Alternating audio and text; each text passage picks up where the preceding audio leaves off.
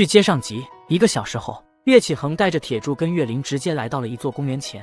二叔，我们要去见谁啊？就来见他，待会你们别说话，都由我来说。铁柱见那个老头，脑海里似乎有点前世的印象，但是也忽然想不起来是谁。从这位老者的气质来看，绝对不是一般人物，想来年轻的时候也必定是手握重权的人。老爷，你再不来，你的牌搭子都要输得脱裤子了。这把你给狂的，你看我怎么收拾你这个老不死的！老少，你也就欺负他们行。你看我今天怎么欺负你这个老东西！你还带俩救兵来，我就不信你能跳起来。今天你要是赢不了我，你看我不把你那条好腿也踢断，我让你直接坐轮椅。这话把岳林都给逗笑了。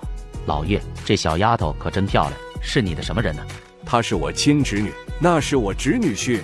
小伙子也不错，郎才女貌，天作之合呀！谢谢少爷爷的称赞。小伙子会说话，老爷，你以后就给我叫爹吧，爹吧，我看你要不要。铁柱的确实不错，可是没有个好老丈人，自己弄了个储量超过7000万吨的煤矿，却连个开发许可证都不给办。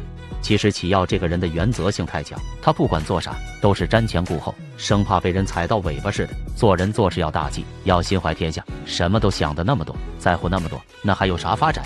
谁说不是呢？现在的煤炭资源这么的紧张，那么多煤炭在那埋着开采不出来，我看着都着急。如果这话要是你跟他说，别说许可证了，啥不给办。你看我这一炮轰不轰死你？铁柱微微皱起眉头，邵弘毅明显不太想管这个，直接转移话题。铁柱，你说这牌咋出？这牌拿啥管啊？你最大的就是俩勾。那我还有这个顺呢，这牌肯定压出他脑血栓来。人家牌好，你该让也得让。少爷爷的牌才是老大，您就微笑着给人家分吧。旁边的岳林压根就是个懵逼状态，牌也看不懂，话也听不明白，反倒是邵弘毅却连连点头。你们能管上不？管个屁，还指望你来给撑腰呢，原来你也是怂蛋。那我可就不客气了，2-5赢了，哈哈哈！铁柱，买轮椅去吧，待会推着你叔叔走。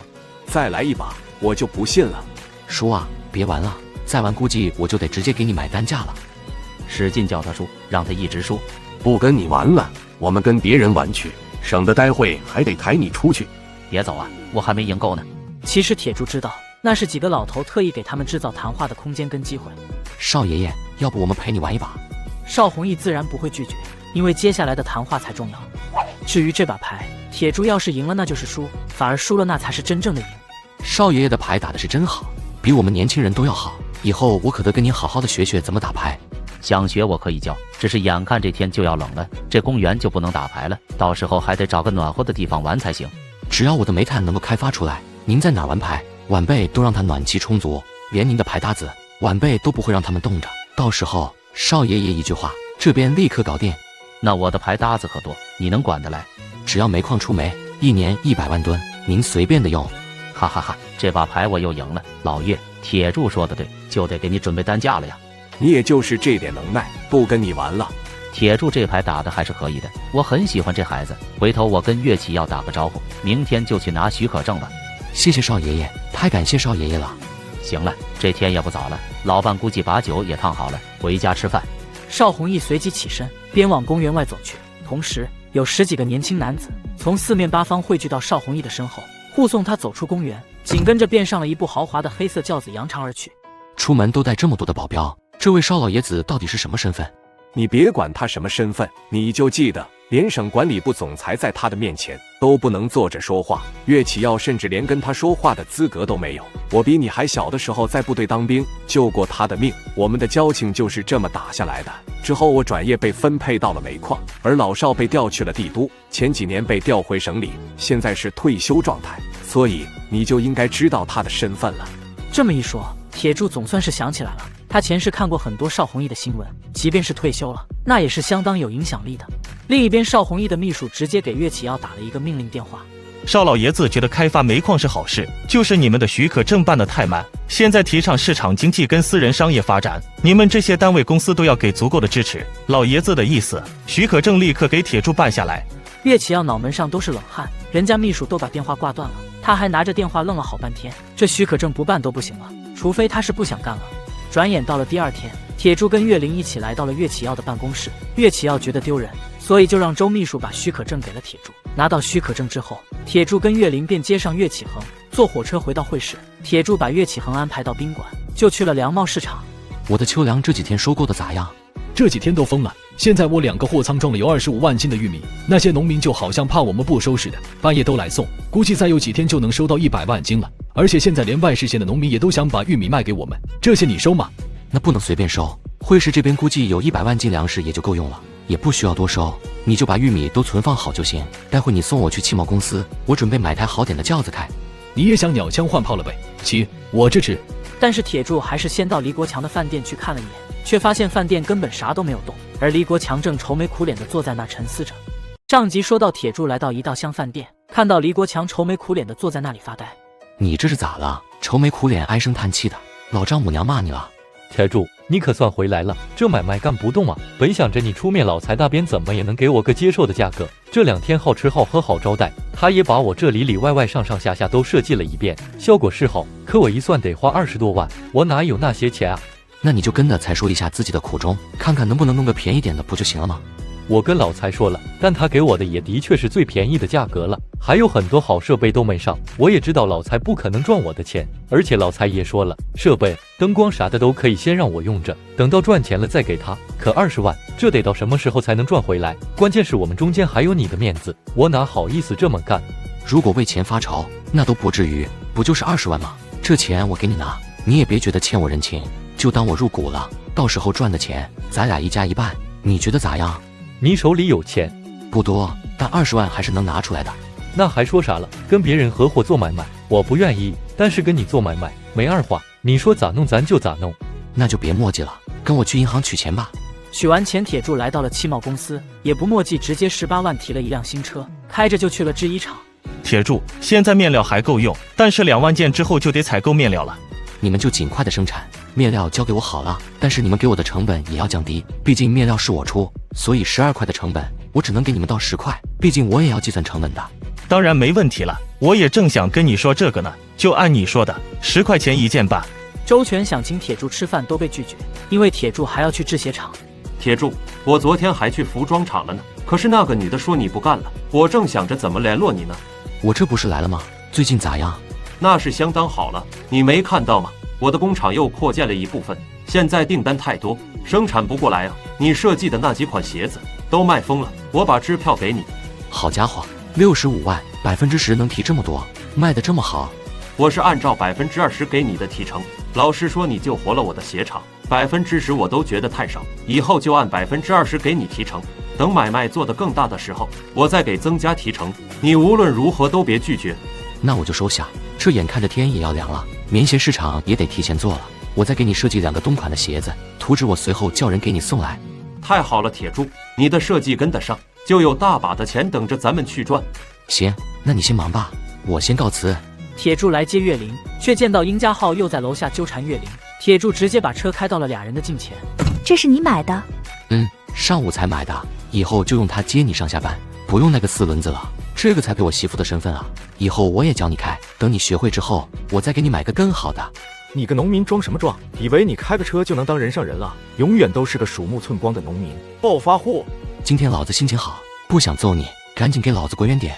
我本想让琳琳替我转达几句话，既然你来了，那我就当面对你说好了。我知道你现在做服装生意赚了点钱，也觉得自己是个有钱人了。其实我本应该恭喜你才对，但是我这个人比较直，还是想提醒你，赚到的能把握住才真正算是你的。比如你的煤矿，我知道你拿到了开发许可证，但是不好意思，我还是得通知你，那煤矿你开发不了。你是不是还没睡醒，在这说梦话呢？看好了，安全生产管理部的工作证，你要开发煤矿，首先得经过我们的安全认证，没有我的同意，你的煤矿就不能开发，懂了吗？工作证仔细看看，是不是真的？管理部主管的职位是不是假的？铁柱心里也是一阵收缩，这家伙居然混到管理部去了，看来为了跟他竞争，这家伙是真的下血本啊！你给我滚，以后再踏入这个小区，蛋都给你捏碎，老子就看你这个职位能不能用得上。我看你能笑到什么时候？你以为我手里的工作证是假的？老实告诉你，这辈子你别想开发那煤矿。说完，殷家浩便转身离开。我以前不知道他是这种卑鄙无耻的人，我都觉得认识他是我这一生的耻辱，简直是太可恶了。你也别跟他生气了，不值得。谁说我生气了？跟他生气不至于，我在想怎么让他那个工作证失去作用。这要是让他拿着，咱的煤矿还真的没法开了。不过你也不用担心，我有法子对付他。对了，我上午还给农业公司打了电话，现在农业公司都乱套了。媳妇，你做好准备了吗？什么准备好啊？我要准备什么？做农业公司总经理啊。啊，让我做总经理？从你去农业公司上班被那个宋丽为难的时候，我已经开始布局了。要不我为啥出高价垄断整个会市的秋粮，就是为了给你当经理做准备。我铁柱的媳妇怎么能让别人管？要管也是管别人。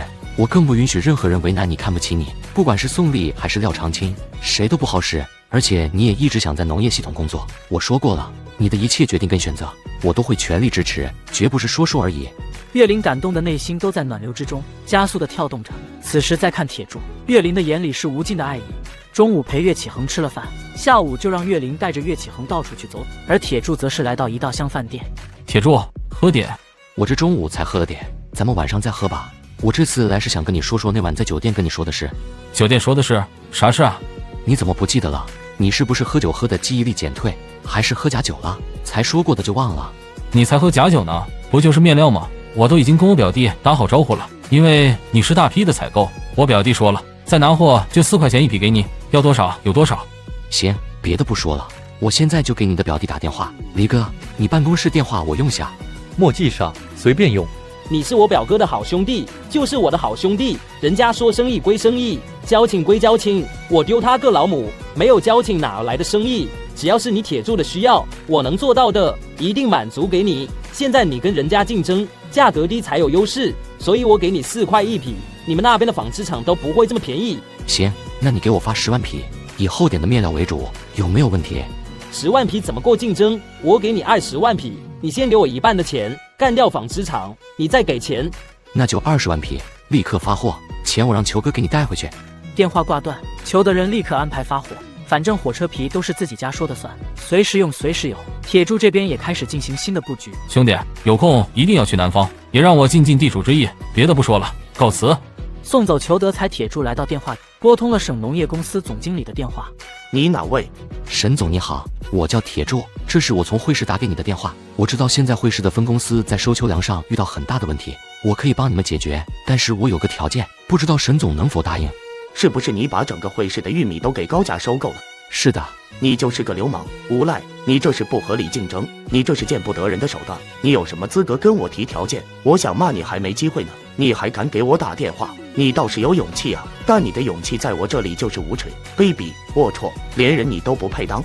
沈总，现在我的手里有差不多100万斤粮食，这个数量在全省来说都是大数目吧？生气我理解，但是咱们得谋求解决问题的方式。我为啥给你打电话？就是因为廖长青根本解决不了这个问题。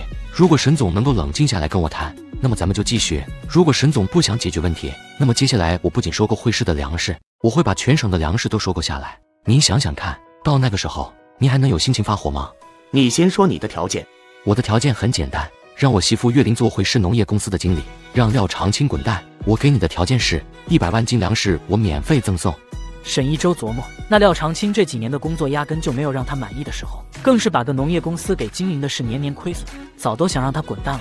粮食入库，我这边就让岳林做经理。不过我有言在先，如果岳林的管理跟经营能力还不如廖长青，那我随时随地可以撤掉他经理的职务。到时候你可别跟我提这些粮食，没用。我既然敢让我媳妇做经理，肯定能把那农业公司弄好。你只要把你该做的都做好，其他的就看我们的吧。行，一言为定。电话挂断，铁柱的心情特别好，主要是岳林的事业定下来，他能轻松不少。